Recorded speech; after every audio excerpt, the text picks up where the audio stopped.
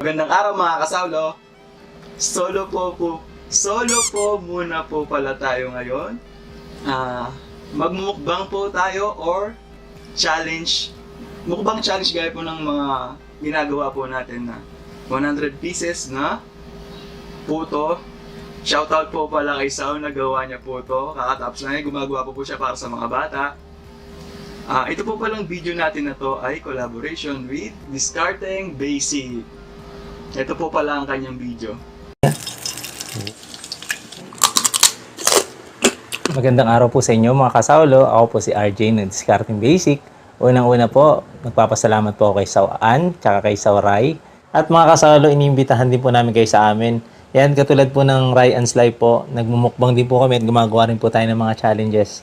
Kita-kita po tayo mga kasawlo. So ayun po mga kasawlo, simulan na po natin ang ating mukbang. Medyo nakakailang din po pala ng ganito na solo. Kaso po, try lang po natin. Tara po, saulo-saulo po tayo. Manganta mo po kayong Kapampangan. Ano ba ako nakalimutan? Ito po, unang subo po. Wala, kinuha ko lang po yung linyaan ni Sao. Ito po. Nakalimutan ko na naman. Yun. Lakjo. Bali, tatlo po pala to flavor. Ay, flavor na rin ba yun? Meron po tayo na cheese lang. Meron tayong itlog na may cheese. Tapos meron tayong itlog na maalat. Itlog na maalat po pala. Ito po.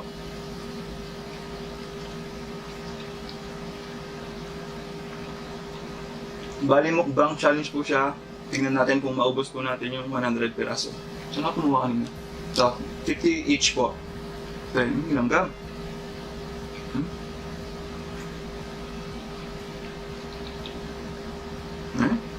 Yun nga, nakalimutan ko na. Ayan po, check niyo po yung channel ni Kabasic. Ayan po. Tapos sa mga nakakalimutan yung mga linya ko. Ito po sa mga gusto po ng mga cooking video. Ayan po. Princess Food Vlog. Namumukbang na rin po sila ngayon. Tapos po nilang mag-cooking, sabay mukbang. At saka kay It's Me, Mrs. Kan. Pag-check niyo po yung mga channel nila, mga kasawlo.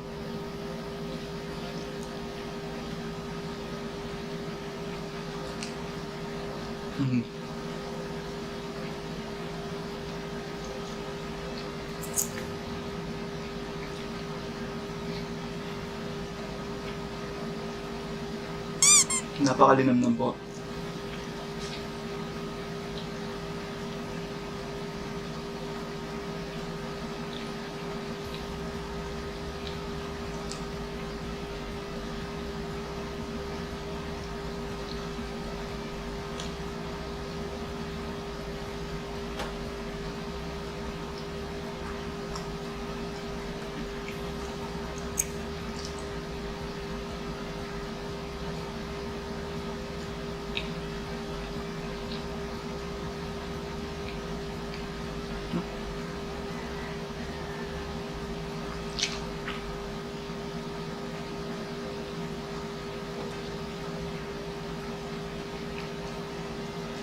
Sino po sa inyo ang paborito din po ang puto? Ayan po. Comment down below.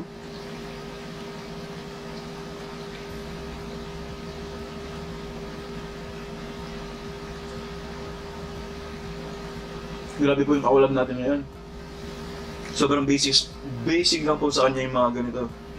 Isa po siya sa mga malalakas din po ang kumain. Yan po, shoutout po sila Karoka po. Hello po.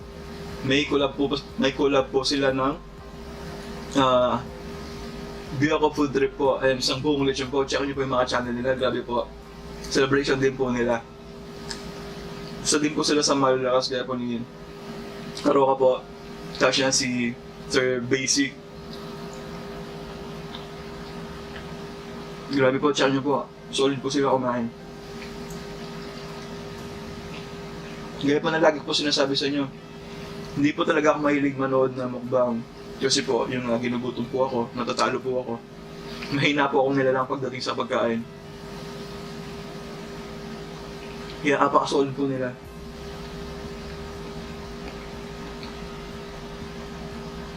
Kaya feeling ko manilang to kay Ka-Basic. Hello, sir.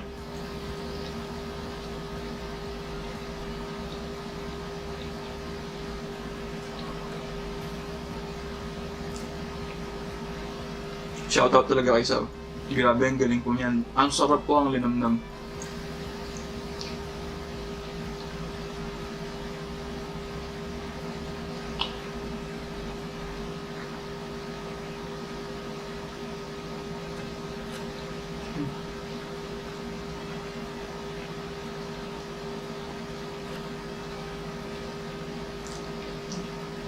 May nakapasok na insekto, no? Nakikita mo sa camera.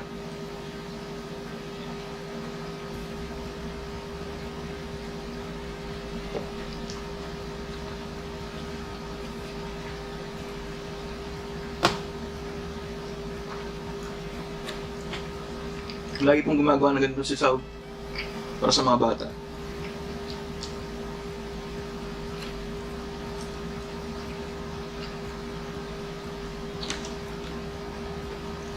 Tapos nakiburaw na rin po ako. Gumagapang sa lens.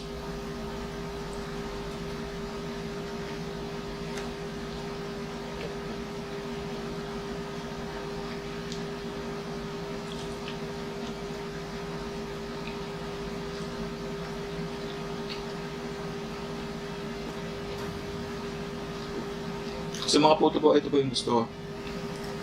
Yung kulay. Yung mga may food color po ba tawag doon? Yung mga may green, may pink. Ito pa kulay ng isa, white ba? Ito po yung pinag-gusto ko yung dilaw.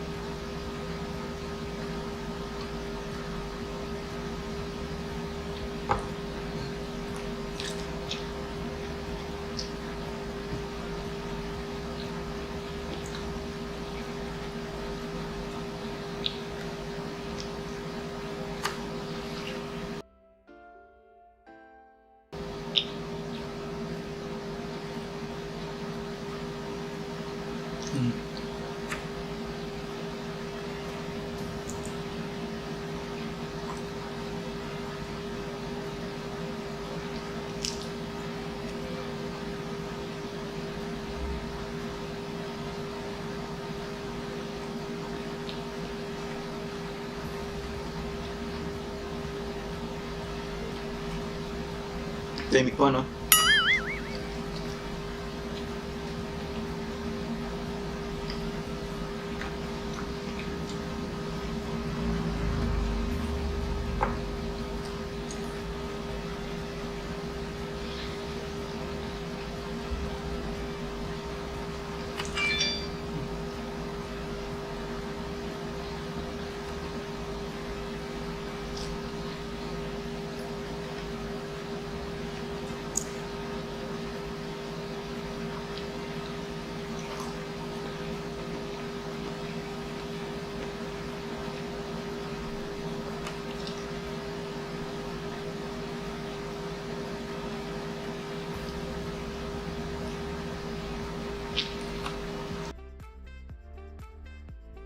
Excuse po. Kaya po yung ganda ng dalawa. Habang kumakain po yung isa, nagsasalita po yung isa.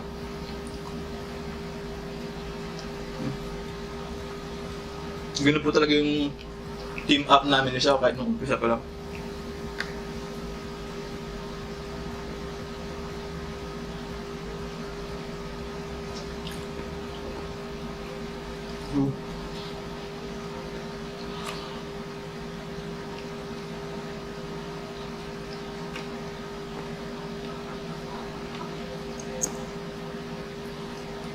next mukbang po niyan, baka hindi pa po natin kasama si Sab.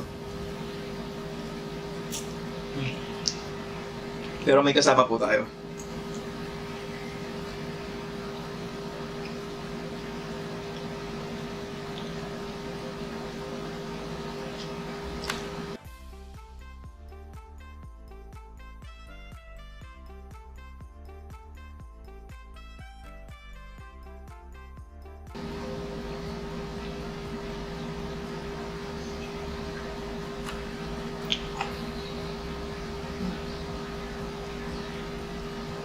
Pero may mga ganito. Mga lumilipad-lipad.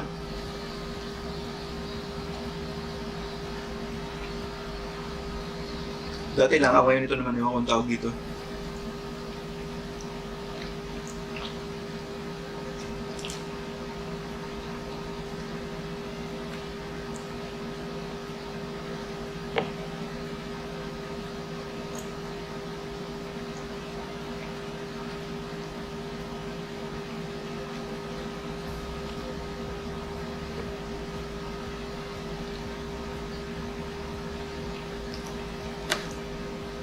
Nakakaramdam na po ako ng busog.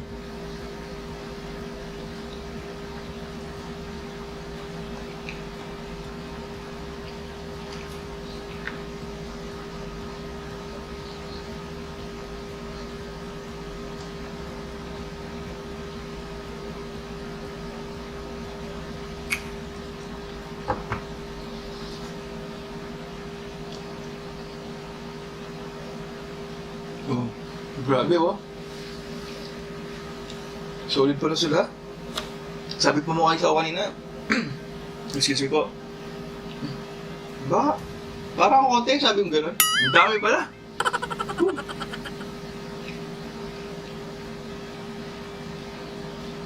Nakailan na kaya si Ka-Basic?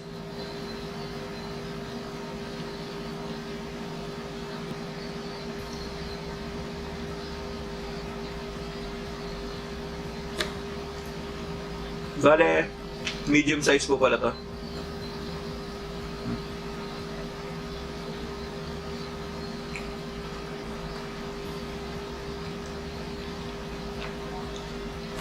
Nag-send na pa po kami ng picture ni Ka-Basic eh.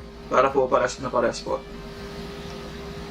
Kung gaano kalaki, kung gaano kaumbok, yan, ganyan po yung umbok niya.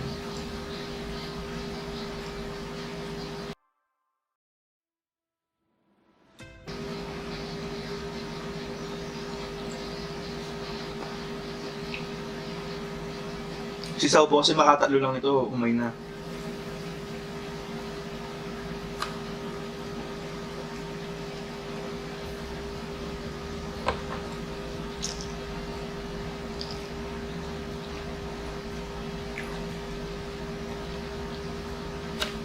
Ay, susunod ko.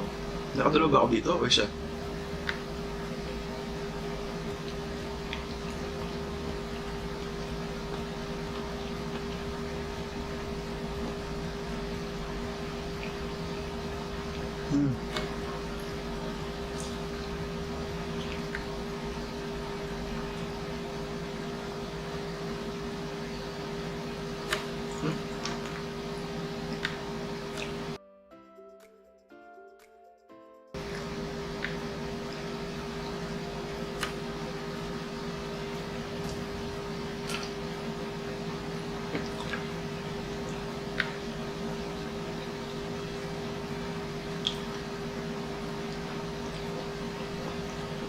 Kahit gusto ko po pala sila, hindi ko sila kainin.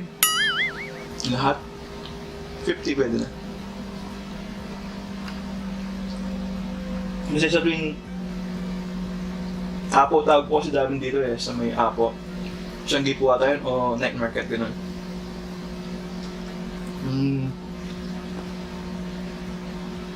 Pag bumili po ako yung isang styro, yung pag gano'n. Minsan bidin pa po kasi ako sa gano'n eh. Ewan ko ilan po yung laman ng gano'n. Kaya ito, at least, na-test po kung hanggang ilan po yung kaya ko. 50 pwede na. Busog na po ako nun.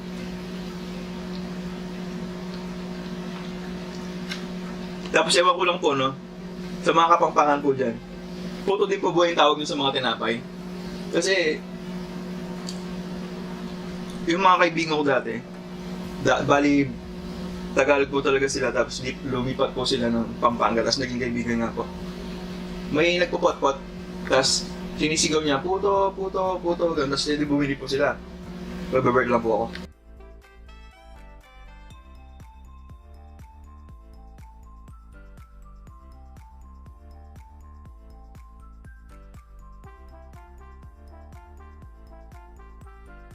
So ayun nga po, puto, puto, sabi niya ganyan. Set, edit, tinawag niya po ganyan. Ano po yan? Sabi niya ganyan. Puto po, sabi nung nagtitinda. Kapampangan po yung nagtitinda. Pabili nga po, sabi niya ganyan. Tapos nung binigay niya, nabigla po siya, pandesal yung binibigay niya. Parang, pati yung mga bata, tsaka yung tatay ko, ewan ko lang po, parang yung pabiling Colgate, yung close-up po, parang gano'n, yung toothpaste. Parang nakasanayin din na ganito. Ewan ko. Kasi ang kapampangan po ng tinapay, ay tinape. Pero yung gaya po ng tatay ko, tapos mga bata, gusto kong puto, ay isa akong puto, sabi po nilang ganyan. Gusto daw po nila nun tinapay. Pero di ba ito po yung puto. Ewan ko lang sa mga mas nakakaalam po, comment down po lalo sa mga kabalan po natin. Kung nakasanayan lang ba yung puto, o parang yung ganito ganyan, dahil mga ninuno po natin, parang gano'n. Comment down below po kung alam niyo din po yung rason. Or di naman lahat na kapampangan, puto. Pero marami din po akong alam kasi narinig ko rin eh. Pabing puto, salwa ng puto, sabi nila ganyan. Tapos tinapay po yung binibili nila nun. Tapos pero ako, nakasanayin ko na din na sabihin na tinapay. Tapos mga bata, sinasabihan ko din na yung puto, ito nga. Para alisa lang po nila. Na lang, share ko lang. Kasi busog na.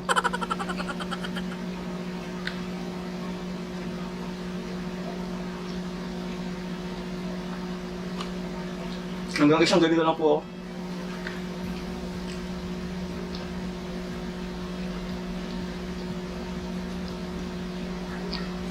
Tingnan niyo po si Kabisik. Kung gaano po siya kalakas. Pati po yung isaw po nila. Ay, tawag dito. Ganun po. Mas malaki po kasi sa amin po, maliit lang, kaya nakarami po ako. Yung kanila, ganyan po, tapos malamig na din. Kasi makita po sa pagnguya niya na medyo nga po tumitigas na yung bitukan, nakarami po siya. Kaya masaya po ako na nagkaroon po tayo ng pagkakataon na ano pang tawag doon? Basta ba, hindi naman competition, makasalamuha, makasama kahit online lang po sila kabisi. Saka sa lahat po ng mga nakakulab po natin, thank you very much po. Appreciated much po. Last na po. Akala pag sinabing sandaan, basic lang, no? Tingnan mo, akala mo konti lang yung sandaan eh. Ang dami po pala.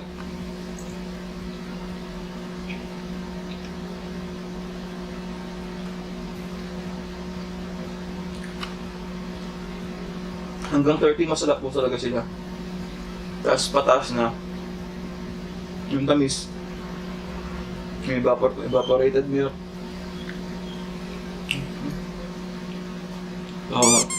Kailangan na magpagupit. Mahaba rin bangs. Ang dairy. Yun po, mahumay ka na. Butter ba o dairy?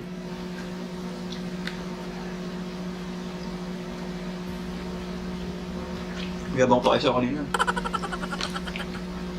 Easy lang to, sabi ko ito pa yung tinuro eh. Easy lang to, sabi ko. Sabi niyo ganyan. Siguro nakabawas po akong dalawa dito or isa. Mag-check po natin na kayo mag-edit.